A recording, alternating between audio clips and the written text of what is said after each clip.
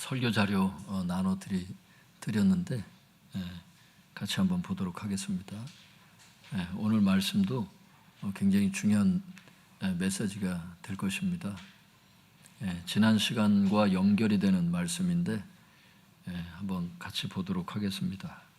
제목을 한번 따라해 보겠습니다. 방심하지 말라. 방심하지 말라.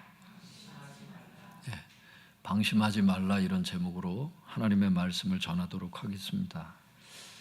마태복음 25장 1절 같이 읽어보겠습니다. 시작. 그때에 천국은 마치 등을 들고 신랑을 맞으러 나간 열 처녀와 같다 하리니. 굵은 글씨로 이렇게 표시를 해놨잖아요, 성도님들. 해석이 필요한 겁니다. 여기서 그때라고 하는 것은 문맥에 보면 예수님의 공중 재림 때를 의미해요. 지난 시간에 예수님께서 재림하시면 부활과 휴거가 일어나는 것을 성경을 통해서 우리가 다 확인을 했습니다. 그리고 등불이라고 하는 것은 착한 행실을 의미하지요. 마태복음 5장 15절에서 16절에 보면 너희는 세상의 빛이다. 등불을 켜서 등경 아래 두지 않고 그저 등경 위에다 두잖아요. 말에다 덮어두지 않고. 성경에 이런 말씀들이 있어요. 거기 보면 마태복음 할 때 뭐라고 말씀드렸냐면 빛이라고 하는 것은 말씀에 순종하는 삶이다, 이렇게 말씀을 드린 바가 있습니다. 같은 마태복음에서 등불을 얘기하고 있는 거예요. 그래서 주석에서도 이것은 말씀에 순종하는 삶을 의미한다, 이렇게 얘기를 하고 있습니다. 신랑이라고 하는 것은 재림하시는 예수님, 그죠? 교회는 그의 신부되었고, 그죠? 예수님은 또 신랑이 되시죠. 그래서 신랑은 재림하시는 예수님을 뜻하죠. 열 처녀는 주님의 재림을 기다렸던 신부들, 성도들을 뜻하는 거죠. 1절은 말씀을 합니다. 그때에 천국은 마치 등불을 들고 신랑을 맞으러 나간 열 처녀와 같다, 이렇게 말씀을 하셨어요. 무슨 의미예요? 즉 주님께서 재림하실 때 주님을 맞으러 성도들이 각자 말씀에 순종했던 자신의 삶의 등불을 들고 주님을 맞으러 나간다는 그런 의미잖아요. 그런 뜻입니다. 삶의 등불을 밝혀서 주님 앞에 그 사랑하는 주님을 맞으러 이제 가는 거죠. 여러분, 신랑께서 오시는 것을 알 수 있길 바랍니다. 그 날과 그 시는 우리가 모르지만 성경에 예언해 놓으시기를 예수님은 반드시 오신다 그러셨어요. 그 다음 말씀 우리 2절에서 4절 같이 읽어보겠습니다. 시작. 그 중에 5은 미련하고 5은 슬기 있는 자라. 미련한 자들은 등을 가지되 기름을 가지지 아니하고 슬기 있는 자들은 그릇에 기름을 담아 등과 함께 가져갔더니. 그런데 주님의 재림을 기다리는 성도들은 두 부류라고 말씀을 하십니다. 2절에 보면 어떤 부류가 있대요? 5은 미련한 자들이고 5은 슬기로운 자들이고, 10명의 처녀가 10명의 신부가 이렇게 나간다고 한다면 절반은 미련한 자들이고 미련한 성도들이라는 거예요. 절반은 슬기 있는 성도들이라고 이렇게 얘기를 합니다. 그러면 미련한 성도들은 도대체 어떤 특징을 갖고 있나? 3절에 보니까 미련한 성도들의 특징이 나와요. 그 특징은 등불은 가지고 있어요. 하지만 여분의 기름을 준비하지 않는 것. 그것이 미련한 성도들의 특징이랍니다. 4절에 보면 슬기로운 성도들의 특징은 등불도 가지고 있고 여분의 기름도 준비하는 것. 이것이 특징이라는 거예요. 참고로 여기서 기름이라고 하는 것은 말씀에 순종하는 삶을 가능케 하는 성령님을 뜻하죠. 그러니까 에스겔 36장 27절에도 보면은 내 영을 너에게 주어서 내 율례를 지키게 하겠다, 이렇게 말씀하신 바가 있죠. 이번 수요일에도 이제 설교를 하셨지만 그렇게 되어 있습니다. 성령님을 통해서 말씀에 순종할 수 있도록 그렇게 해주겠다는 거예요. 거기만 그런 게 아닙니다. 이사야 61장 1절에도 그렇게 말씀하고 있고 요한일서 2장 20절과 27절에도 기름 부음이 모든 것을 가르치신다. 성령님이 여러분 가르치는 사역이나 이런 모든 것들도 다 성령님께서 역사하셔야 가능한 일이다. 여러분, 그래서 기름이 의미하는 것은 주석에서도 설명하고 있고 성경에서도 여러 곳에 나타나듯이 기름이라고 하는 것은 말씀에 순종하는 삶을 가능하게 하는 성령님을 뜻한다는 것은 기독교 역사에서도 많이 얘기하고 있고, 또 어떤 분들은 이건 경건이다, 신학자들 중에 또 이렇게 주장하는 분들도 있어요. 그러나 전통적으로는 성령님이라고 보통 해석하는 게 전통적인 것으로 제가 알고 있습니다. 전통도. 웨슬리는 이것을 더 구체적으로 이렇게 얘기를 했어요. 은혜의 수단을 통해 유지되는 성령의 역사다, 이렇게 웨슬리는 얘기하고 있습니다. 기름이라고 하는 것은 성령의 역사다. 똑같습니다. 성령님의 역사 똑같죠. 그런데 웨슬리는 그걸 그렇게 얘기를 하는 거예요. 은혜의 수단을 통해서 유지되는, 은혜의 수단이라는 건 뭐냐? 기도, 말씀, 성례전. 성례전을 언제 해요? 예배 시간에 하잖아. 예배 시간에 성례전을 뭐래요? 세례가 성례전이잖아요. 또 성만찬 성례전이잖아요. 이런 성례전을 통해서 유지가 되는 성령의 역사, 그 성령의 역사가 있어야 된다는 거지, 웨슬리는. 성령의 기름이 있어야 되는 거예요. 이 말은 바꿔서 얘기하면 은혜의 수단을 통해서 유지되는 거기 때문에 은혜의 수단을 사용하지 않아.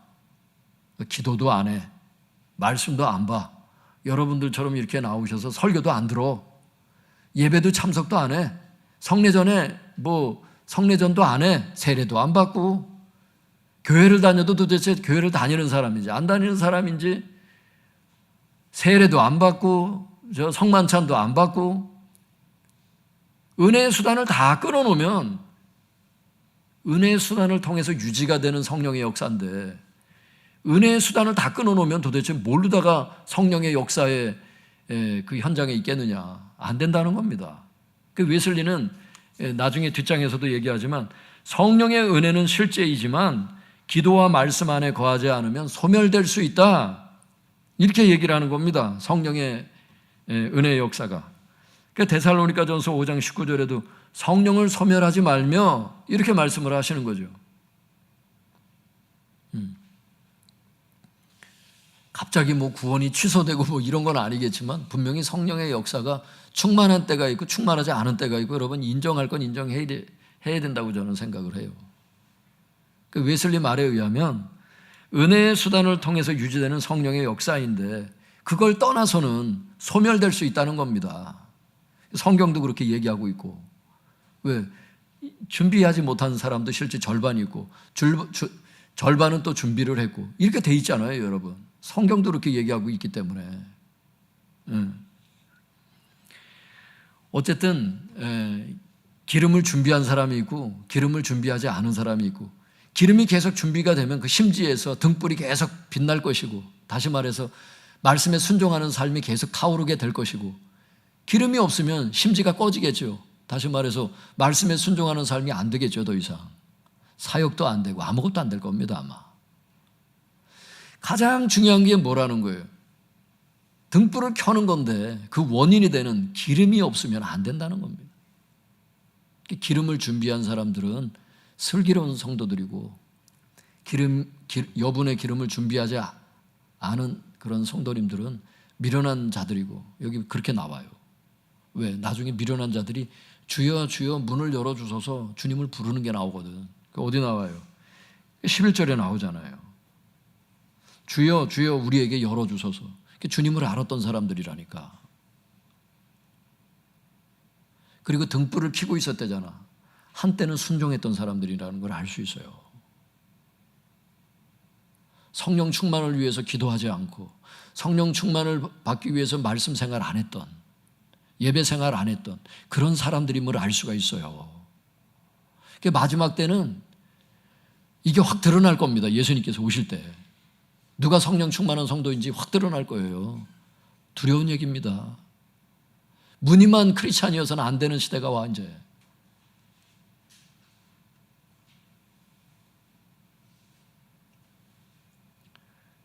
그러니까 오늘 이렇게 나오셔서 설교를 듣는 여러분들이 복된 기회예요. 그게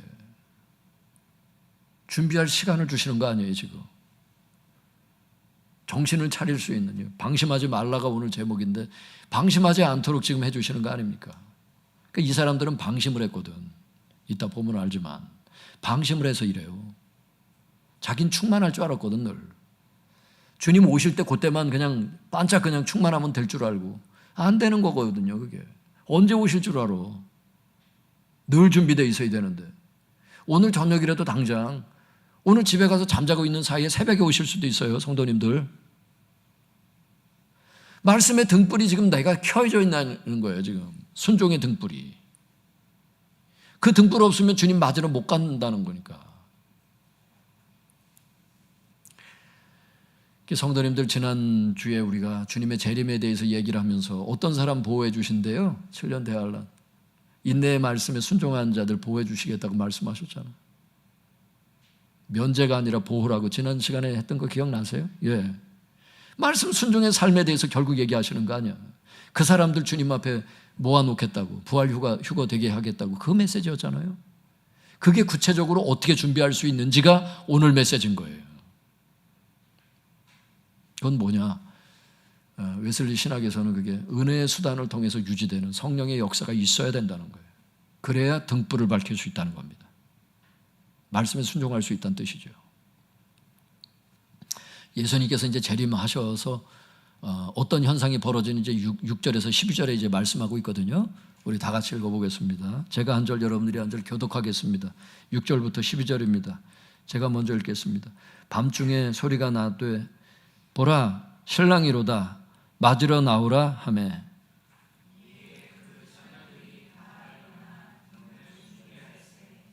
미련한 자들이 슬기 있는 자들에게 이르되 우리 등불이 꺼져가니 너희 기름을 좀 나눠달라 하거늘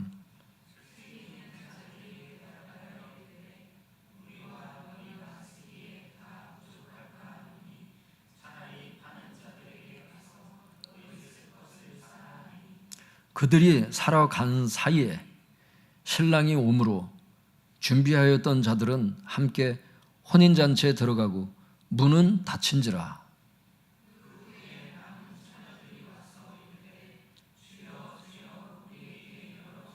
같이 읽겠습니다.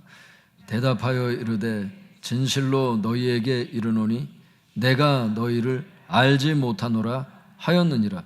여러분, 주님께서 이거 비슷한 말씀을 마태복음 7장에 하신 거 기억나요? 주여 주여, 우리가 주님 앞에서 뭐 선지자 노릇하고 막 이래, 내가 너희를 도무지 알지 못한다고.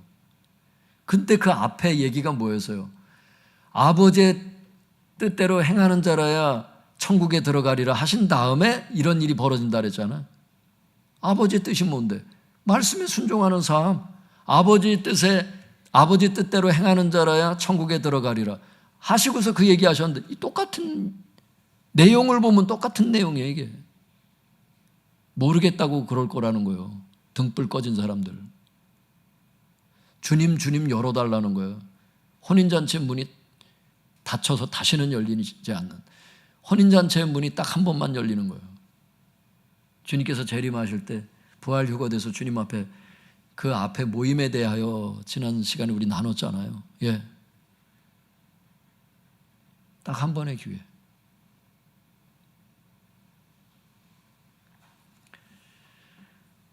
그 밑에 보겠습니다. 6절에 보면 드디어 때가 되어 소리가 났습니다. 신랑이로다, 맞으러 나오라. 즉 주님께서 재림하신 것입니다. 그때 미련한 성도들의 등불이 꺼져가고 있었다고 8절에 얘기하고 있죠. 왜냐하면 말씀에 순종하는 삶을 가능하게 하는 성령의 기름을 준비하지 못했기 때문이라고 3절은 얘기하고 있었습니다. 결국 그들은 혼인잔치에 들어가지 못했다고 말씀하세요. 그러나 여분의 성령의 기름을 준비했던 슬기로운 성도들은 등불을 들고 주님을 맞이함으로 주님과 함께 혼인잔치에 들어갔다고 10절에 말씀하고 있습니다.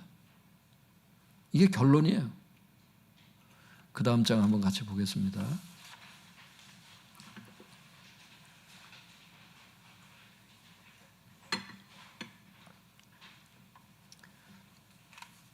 문제는 문이 닫혔다는 것입니다. 그리고 그 문은 다시 열리지 않았습니다. 기회는 단 한 번뿐이라는 것입니다. 열어달라고 했는데 안 열어주시잖아요. 내가 너희를 모른다 그러시잖아, 주님이. 말씀에 순종하지 않는 사람들 주님 모른다 그러세요, 나중에. 이게 무서운 거야, 이게. 그러니까 너희가 나를 사랑하면 내 말을 지키리니, 너희가 나를 사랑하지 않으면 내 말을 지키지 아니하리니. 요한복음에 주님 분명히 말씀하셨어.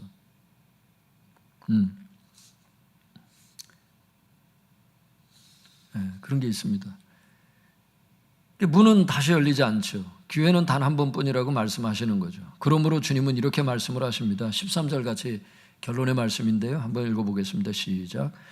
그런즉 깨어있으라. 너희는 그날과 그때를 알지 못하느니라. 그런즉 깨어있어야 된다. 이게 결론이에요. 여태 막 설명하시다가 그런즉 깨어있어야 된다. 이 말씀을 하세요. 결론적으로 주님은 말씀하십니다. 그런즉 깨어있으라. 깨어있으라는 말은 원어적으로 방심하지 말라라는 의미가 있습니다. 여러 가지 해석이 있죠. 그 중에 하나가 방심하지 말라는 뜻도 분명히 포함되어 있는 단어예요. 미련한 성도들이 무엇을 방심했습니까? 문맥을 보면 뭘 방심한 것 같아요? 그들은 말씀에 순종하는 삶을 가능하게 하는 성령의 기름을 준비해야 한다는 것에 대해서 방심을 했어요. 방심을 한 거예요, 그게. 기도 생활하지 않고 말씀 생활하지 않고 예배 생활하지 않아도 그냥 혼자 신앙생활을 해도 그냥 계속 등불을 켤 수 있다고 생각한 거야. 또 어떻게 그래요? 그 오중직임자를 왜 두셨어? 주님께서 교회 공동체를 왜 만드셨어? 혼자 생활하지. 그게 안 된다는 겁니다. 성경에 보면.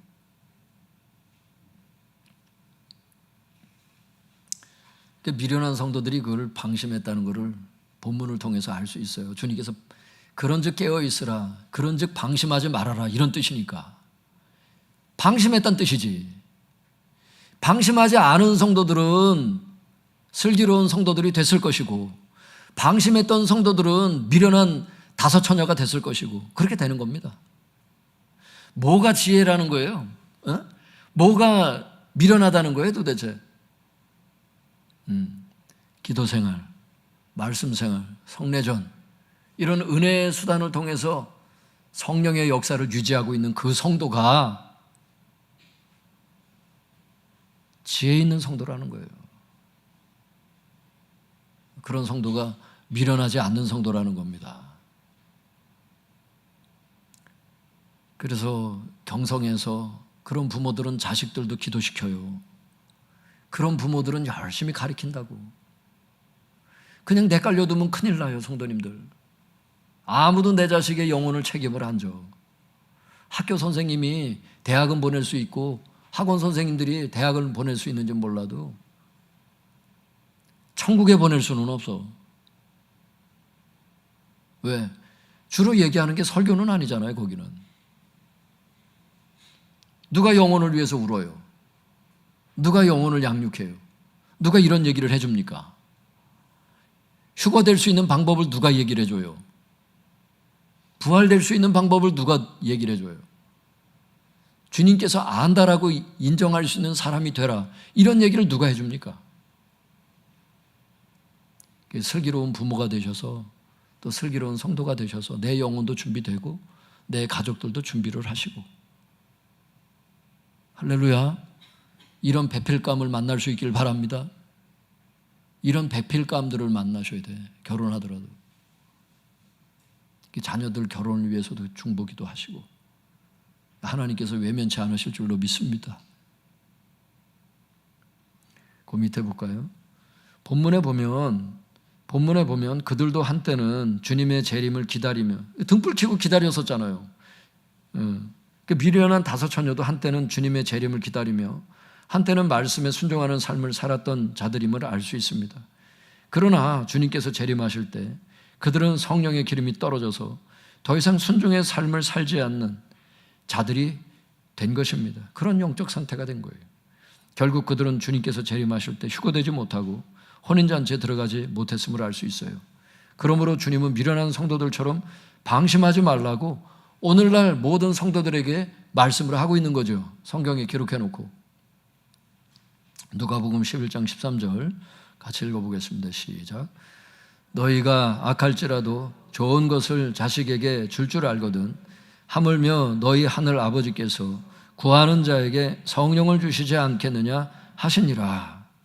구하는 자에게 성령을 주시겠다, 이렇게 말씀을 하시는 거예요. 하나님 아버지께서는 구하는 자에게 성령을 주시겠다고 약속하셨습니다. 그러므로 우리가 매일 성령 충만을 위해서 아버지께 기도 생활을 한다면 매일 성령 충만을 받고 말씀에 순종하는 삶을 살 수 있습니다. 그러면 주님께서 언제 재림하시더라도 등불을 환히 켜고 주님을 맞이할 수 있는 것입니다. 할렐루야. 성도님들, 더 정확히 말씀드리면 주님께 이 기도에도요, 기도 생활에도 질적인 부분과 양적인 부분이 있는 것 같아요. 주님을 사랑하게 되면 그분과 대화하고 싶어지고, 어려움이 있을 때 그분께 상의를 하고 싶고 부탁을 드리고 싶잖아요. 그게 기도잖아요. 그분을 사랑하게 되면 자꾸 기도의 자리로 나가게 돼요. 그러면 양적으로도 질적으로도 좋은 기도를 할 수 있어요. 근데 주님에 대한 이런 사모함과 간절함, 사랑함이 자꾸 떨어지잖아요. 그 기도도 자꾸 화석화가 돼가는 것 같아요. 종교적으로 자꾸 기도하게 되고, 그게 뭐냐면 자꾸 시간만 때우려고 그러고 기도를 하더라도 질적으로 자꾸 무너지는, 그분과 정말 이렇게 눈물의 기도, 간절한 기도, 통하는 기도, 마음을 주고받는 기도가 아니라 습관적인 기도도 물론 필요하죠. 기도의 습관을 아이들 잡아주는 것도 얼마나 중요해요. 그런데 제가 드리는 말씀은 바리새인처럼 이렇게 좀 화석화된, 뭘 얘기하는지 아시겠죠? 그렇게 돼갈 수가 있다고. 주님을 사랑하는 마음이 있으면 기도의 자리로 자꾸 나가게 돼요. 그러면 성령 충만은 그냥 따라오는 거라고. 그러면 마음이 풍성해지면서 말씀 순종이 돼요. 사랑이 되어지고 가족들을 사랑하게 되고 성도들을 사랑하게 되고 그렇게 된다고. 근데 주님 사랑하지 않고 사랑이 자꾸 식어지면 기도 안 나가기, 기도가 즐겁지 않잖아요. 의무감으로 자꾸 하게 되잖아. 하더라도 그런 경우 있잖아, 우리가. 그러면 이제 어떻게 되는 거예요? 어려워지죠, 마음이. 마음이 풍성한 게 아니고 질적으로 이제 떨어지는 그런 수준으로 가죠. 그러다가 이제 기도까지 멈춰지면 이제 이거는 진짜 이건 뭐 영적인 생명력이라는 게 뭐. 제자 양육도 보면 기도를 해본 사람들이 제자 양육을 하는 것 같아요. 어떤 거? 자기가 기도를 하는 사람이 어떤 지도자를 맡았을 때 그 자기 밑에 권위 아래에 있는 사람들을 그렇게 이끌어 줄 수 있는 것 같아요. 왜? 기도를 하면 좋더라, 이런 얘기를 해줄 수 있기 때문에. 또 기도의 자리로 초청해서 같이 기도도 하고, 기도를 실제 가르치죠. 같이 하면서. 그러니까 살아있는 교육이 되죠. 그런 부모가 되면 그 자식은 기도하는 자식이 됩니다. 근데 기도를 안 했는데 어디 가서 그걸 배우겠어요? 그건 실제 해봐야 되는 건데. 그런 게 있어요, 성도님들. 그러니까 내가 먼저 기도를 한번 따라해 볼까요? 내가 먼저 기도하자. 그러면 성도님들 어떤 변화가 일어나느냐? 제자 양육이 되고 좋은 자녀들이 길러져요. 기도하지 않으면 어차피 영적인 세계는 영적 가이드 역할을 해주는 거 아니에요, 지도자들이. 자기가 간 곳만큼만 인도를 하잖아요.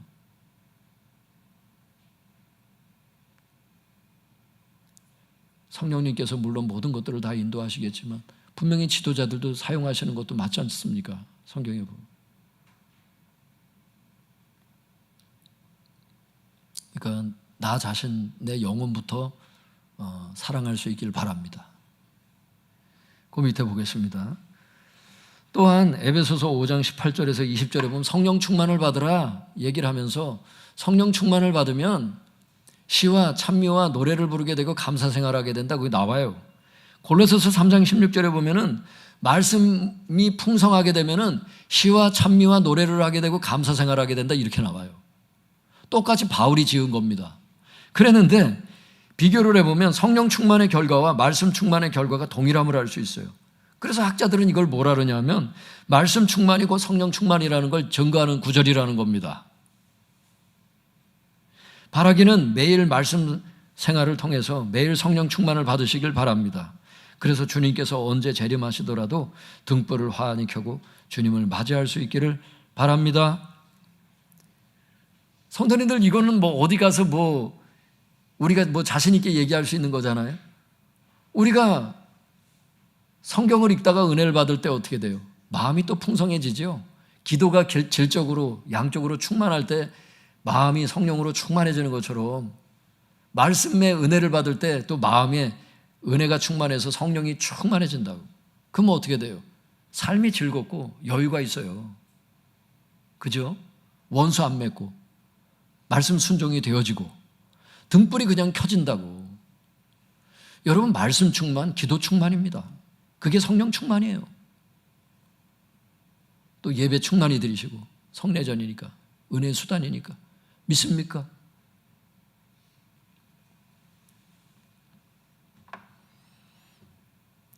우리 목사님들한테도 제가 말씀드리고 했지만, 제가 이번에 사역자 소그룹 때 목사님 무슨 얘기를 했어요? 그죠? 기도 생활, 말씀 생활, 예배 생활 등한히 하는 성도치고 좋은 성도가 만들어질 수는 없다. 우리가 몇십 년 이렇게 사역도 해보고 이렇게 오지만, 많은 성도들을 우리가 봤지만, 목사님들, 기도 생활, 말씀 생활, 예배 생활이 무너진 성도치고 제대로 이렇게 신앙생활하는 사람은 없잖아. 실제 그렇다니까. 그게 여러분, 꼭 예수님 재림해야지만이 슬기로운 성도들과 미련한 성도들을 분별할 수 있는 게 아닌 것 같아요. 우리가 온전한 분별은 할 수는 없지만 이 땅에서도 기도 생활, 말씀 생활, 예배 생활 충실히 진짜 질적으로 양적으로 하는 사람들을 보면 다 알 수가 있다고. 어느 정도는 정말 말씀 생활이 되어지는지 안 되는지 그걸 왜 모르겠어요. 완벽히 알 수 있는 건 아니지만 알 수가 있다고. 그리고 기도 생활, 말씀 생활, 예배 생활이 무너진 사람 치고 신앙생활 잘 되는 거는 지금까지 보지 못했던 것 같아요. 실제로. 여러분, 이 말은 뭐겠어요? 주님께서 초청하시는 거예요. 책망이라기보다는 이러니까 은혜의 수단을 간과하지 말고 은혜의 수단을 통해서 유지되는 성령의 역사를 받아라. 할렐루야. 성도님들, 때가 있는 것 같아요. 군대, 우리 막내가 이제 들어갔는데 아들을 3번째 군대를 보냈어요, 이번에. 들어가기 전에 기도 많이 하고 들어가라 그랬어. 기도 많이 하고 들어가라. 때가 있다. 가니까 기도를 못 하잖아. 여러분, 우리 은성이만 그런 게 아니에요. 몸이 돼 죽겠어 봐. 기도가 나오는지. 건강할 때 기도하시고 기회 주시는 거예요, 그게 주님께서. 말씀 볼 수 있을 때 말씀 열심히 봐놓으세요, 진짜. 눈이 맨날 이렇게 잘 보일 줄 알죠? 아니요. 노안이 오고 점점 안 보여. 볼 수 있을 때 성경 많이 보세요. 믿습니까? 예배 나올 수 있을 때 나오시라고. 교회 또 어디로 옮길지 몰라요. 요번에는 저 원주로 옮길까 싶어. 나머지 다 영상 예배 드려야 돼. 우리 성도님들이 너무 선하시고 착하셔서 참 이렇게 순종을 잘해 주시고 열심히 나오시는데 너무너무 감사드리고 있어요. 원주로 안 옮겨요. 안 옮기는데 뭐냐. 아니, 저는 진짜 이곳에 올 줄 몰랐거든요. 아니, 만수동에서 청천동으로 내가 여길 왜 와? 거리가 얼마고 여길 내가. 보통 교회를 이렇게 지역적으로 멀리 옮기면 성도의 30%가 떨어진다는 게 통계적으로 나와 있어요. 몸을 걸었다고 저는 진짜 이번에 주님의 인도하심 따라 진짜. 예배 장소 찾아서 진짜 왔어. 딴 거 없어. 공장지대야. 이런 데다 원래 개척하면 안 되는 것 같아요, 원래는. 근데 예배 드릴 수 있는 장소, 그거 하나 보고 온 거 아니에요? 마리아처럼 허비를 좀 하자. 월세도 더 많이 내고 좀 허비 좀 하자. 좀 허비 좀 하자. 성도님들의 복지도 그렇고 좀 주차 너무 어려운 데다 이렇게 하지 말고 도심 한복판은 좋긴 좋은데 주차가 또 힘들고 전도는 쉬울 줄은 몰라도 또 그게 안 되니까 우리 성도들은 또 멀리서 오시는 분들이 많이 있는데 그게 또 유지가 안 되는 거예요. 다 일장일단이 있겠지만 딱 하나 보고 온 거 아니에요? 예배 장소 하나 보고 온 거 아니야. 예배 장소에다가 우리의 모든 걸 맞춘 거 아니에요. 이사도 거기다 맞추고 모든 그냥 거기다 쏟아 부은 거 아닙니까?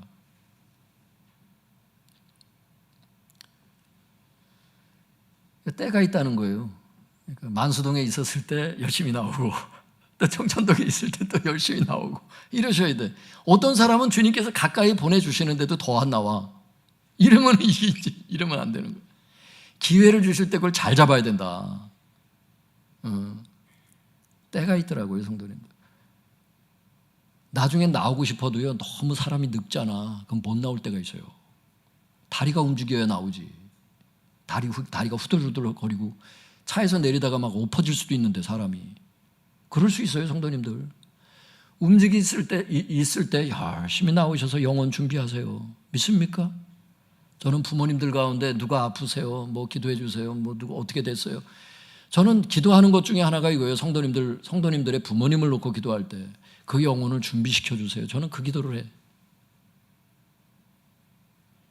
여러분, 나이에 따라 여러 기도가 있는데 젊을 때는 뭐 이 땅에서 어떻게 해주시고 그러는데 어느 수준을 넘어가잖아요. 그럼 나도 모르게 그 기도를 해. 하나님, 데려가시더라도 영혼을 준비시켜서 데려가 주세요. 얼마 전에도 목사님들하고 누구 기도하다가 집에 가서 혼자 그 기도를 했어요. 하나님, 그 영혼을 준비시켜서 데려가 주세요. 한 번 죽는 것은 정한 것이라서 바꿀 수는 없지만 하나님, 영혼을 충분히 준비시켜 주셔서 주님의 때에 데려가세요. 여러분, 기회 주실 때 가정 예배도 많이 드리시고, 할렐루야. 예. 기회를 주실 때 짬을 내서 자꾸 기도하시고, 짬을 내서 성경도 자꾸 통독하시고, 여러분처럼 이렇게 예배 나와서 부지런히 설교 들으시고, 여러분 예배 시간에 성령 충만한 거를 딴 사람은 몰라. 근데 저도요, 예전에 군대를 가봤었거든요. 평상시에 예배 드리는 이 생활이 얼마나 귀한지를 훈련소에 딱 들어가잖아요. 몇 주 동안 교회를 못 가게 해요. 군대에서는요. 진짜예요. 종교에 자유가 있지. 그런데 어떤 기간 동안에는 가입교 기간이라 해서 못 가게 해. 그러다가 이제 그게 해제가 되면서 교회를 갈 수가 있어. 여기저기서 다 울어요. 다 울어. 찬송 가면 불러도 눈물이 나. 처지도 처지인데다가 하나님의 은혜가, 뭐 군대 교회는 뭐 어쩌고 저쩌고 얘기를 하는데 군대 교회도 은혜가 충만해요. 드려본 분들은 다 알 거야, 내 말이 무슨 얘기인지. 경험 있는 분들은. 그러니까 매일매일 드렸을 때 이게 얼마나 충만한지 모르다가 한동안 몇 주 그냥 못 갔다가 그냥 한번 가보세요. 진짜 얼마나 성령의 기름 부음이 있는지. 사람이 타성해져지면 감사를 몰라요. 뭐 요즘에 우리 아들이 소개를 해주던데, 아빠 신의 악단이라는, 신의 악당이 아니라 신의 악단이라고 있어요. 요즘에 아바타를 뛰어넘었대. 그게 요즘에 나오는 영어를, 그 좌석표는 그렇대요. 뭐 전체 누적 그거는 떨어지겠지만 그래도 4위더라고. 그게 북한에서 뭐 이렇게 그냥 위장으로다가 해외에서 돈 받으려고 하다가 위장으로 찬양팀 운영하다가 진짜 은혜를 받는 이런 영화래요. 근데 뭐 난 보지는 못했어요. 이게 다음 주에 휴무일에 한번 봐볼까 그 생각은 갖고 있는데, 제가 드리고 싶은 말씀이 그거예요. 한국 교회와 북한 지하교회의 차이점이 뭘까? 거기 지하교회가 실제 있거든요. 저는 알아요. 그 간증을 들어서. 잡히면 죽어요. 은혜는 더 없는 것 같고, 은혜의 그 통로는 별로 없는 것 같은데 은혜가 충만한 데가 있고, 은혜가 넘쳐나는 것 같은데 감사함이 없는 사람들이 있는 것 같고, 또 이래요. 너무 타성해져지니까. 언제든지 갈 수 있거든. 뭐 수요 기도회? 뭐 다음 주에 오늘 요번 주 빠지면 다음 주에 가면 되죠. 뭐 이런 식이니까 좀 피곤하면 에이 그냥 빠질까? 영상 예배 드릴까? 그냥 떼어버릴까? 한없이 편해지고 싶은 그 영상 예배를 혹시라도 드리는 분들은 오해하지 마세요. 드리는 건 잘하시는 건데 제가 드리는 말씀은 게으름의 원인이 돼서 이제 하는 경우를 얘기를 하는 거예요. 부득이한 경우를 얘기를 하는 게 아니라. 어디에 더 은혜가 있는가? 마음가짐인 것 같아요, 성도님들. 보면은 예배 시간에 찬양할 때도요, 내가 이 시간에 하나님 앞에 못하는 노래지만 곡조 있는 기도를 올려드려야지 이런 마음의 자세를 갖고 찬양하잖아요. 세 곡 중에 반드시 은혜 받는 찬양이 있더라고. 대체적으로 그래. 근데 그냥 날 잡수세요 그냥 이러면서 그냥 앉아가지고 그냥 아유 알지도 못하는데 오늘 또 새로운 노래를 부르네. 에휴 그냥 나이가 들수록 그럴 수 있거든요. 모르는 곡을 따라하는 게 힘들어서. 예전에 제가 젊을 때 찬양 인도할 때 연세 드신 분들이 꼭 나한테 찾아오는 분들이 간혹 있었어요. 새 곡 좀 하지 말라고. 우리 교회 성도님들은 그런 분들이 별로 없는 것 같은데 저는 그런 컴플레인을 많이 받았다고. 기도해보고 결정해서 좀 이렇게 찬양 연습해서 하면은 그 찬양 하지 말래. 못 따라하겠다고.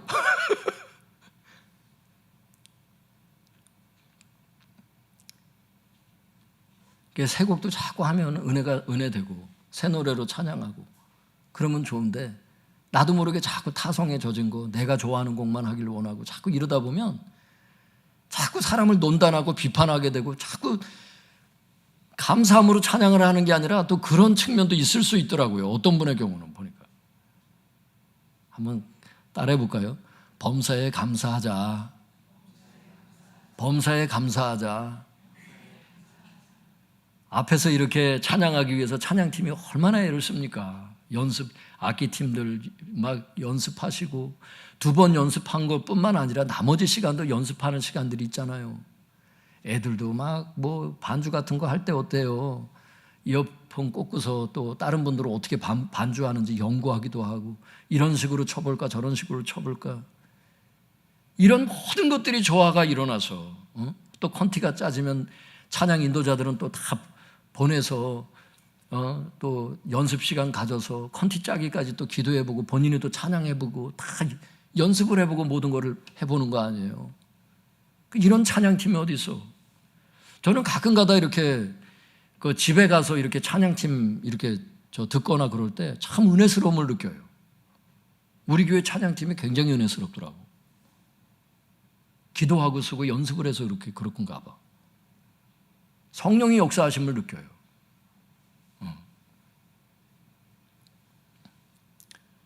이렇게 이제 어디 놀러 가거나 그래서 이제 거기서 찬양 들을 때도 있는데 이렇게 들어보면 막 기름 부음이 느껴져. 그러니까 이 자리에 있어서는 잘 느끼지 못한 게 외부에 나가서나 딴 데서나 이렇게 한번 들어보면요. 예배 시간이 풍성했구나. 그걸 뒤늦게 깨달을 때도 있다니까요. 한번 들어보세요, 성도님들. 제 말이 거짓말인지. 그러니까 타성에 젖으면 안 되고 이 시간에 내가 느끼지 못하더라도 성령의 기름 부음이 자꾸 내가 쩔어들고 있구나. 거기에 계속 성령의 기름이 계속 부어지고 있고 내가 말씀 순종하는데 도움이 되도록 은혜의 통로들이 다 역사되고 있구나. 할렐루야. 목사님들도 얼마나 훌륭해. 또 여러 주석과 여러 가지 말씀을 또 균형감 있게 말씀 전하기 위해서 애를 쓰고 말씀 연구해서 그 시간 내에 딱 요즘 뭐 늦게까지도 안 하잖아요. 딱 그냥 시간 내에 딱 맞춰주시고 나만 조심하면 돼. 나만. 근데 금요일 날 같은 경우는 리더기 때문에 이제 조금 더 신경을 쓰려고 이제 제가 더 하는 편이긴 한데 애들 젖 먹일 때 한창 먹고 있는데 젖을 쑥 빼버리면 애들이 승질을 내요. 먹고 잠이 들어서 먹고 떨어질 때까지 먹이는 게 좋은데 금요일 날은 사실 그런 식으로 운영이 돼야 되거든요. 금요일 날은 주일 새가족 예배 전교인 수요기도 해가지고 애들이 오는 그때가 아니잖아. 오는 애들도 있지만 주로 이제 진짜 사모하는 분들이 오기 때문에 리더들이 오기 때문에 좀 다르게 설교를 좀 깊이가 좀 다르게 나가는 건 사실이지만 어쨌든 목사님들을 통해서 이렇게 연구된 말씀들 이렇게 진하게 농축된 것들이 나가고 있으니까 계속 나오셔서 또 옆에 분들 권면하셔서 오셔서 계속 말씀에 충만한 은혜를 받을 수 있길 바랍니다. 기도생활, 말씀생활, 성례전, 예배 이런 은혜의 수단들을 통해서 유지되는 성령의 역사가 충만할 때 등불이 잘 켜질 수 있다는 거예요. 그 밑에 볼까요? 이상의 말씀에 대한 웨슬리 신학을 정리하면 이렇습니다. 성령의 은혜는 실제이지만 기도와 말씀 안에 거하지 않으면 소멸될 수 있다. 이렇게 얘기하고 있죠. 사랑하는 성도 여러분, 우리 앞에 두 가지 길이 있습니다. 하나의 길은 뭐예요? 미련한 성도가 되는 길입니다. 그건 어떤 거예요? 기도생활, 말씀생활을 하지 않으므로 성령이 소멸되어 등불이 꺼진 미련한 성도가 되는 것입니다. 또 하나의 길은 뭐예요? 지혜로운 성도가 되는 거죠. 기도생활과 말씀생활을 함으로 성령 충만해서 등불이 빛나는 슬기로운 성도가 되는 길, 이 두 가지 길이 있다는 거예요. 바라기는 오늘부터 성령 충만을 위해서 매일 기도생활, 말씀생활 하셔서 기름을 충분히 준비하는 슬기로운 성도가 다 되시기를 바랍니다. 그래서 주님께서 언제 재림하시더라도 주님을 맞이할 수 있길 바랍니다. 다 함께 그 밑에 기도문 읽어보겠습니다. 시작. 기도생활과 말씀생활을 하지 않으므로 성령이 소멸되어 등불이 꺼진 미련한 성도가 되지 말게 하시고 기도생활과 말씀생활을 함으로 성령 충만하여 등불이 빛나는 슬기로운 성도가 되게 하소서. 그래서 주님께서 언제 재림하시더라도 주님을 맞이하는 성도가 되게 하소서. 이것을 위해 늘 방심하지 말고 깨어있게 하소서. 방심하지 말라 주님 그러세요. 깨어있어야 된다. 즉 방심하면 안 된다. 깨어있어야 된다. 미련한 다섯 처녀처럼 방심하다가 이런 처지가 되지 말아라. 주님께서 오늘 우리의 영혼을 깨우시는 거예요. 주여 주여 세 번 부르짖고 우리 통성에서 본인 자신을 위해서, 가족들을 위해서, 성도들을 위해서 우리 주여 주여 세 번 부르짖고 통성에서 기도하겠습니다. 주여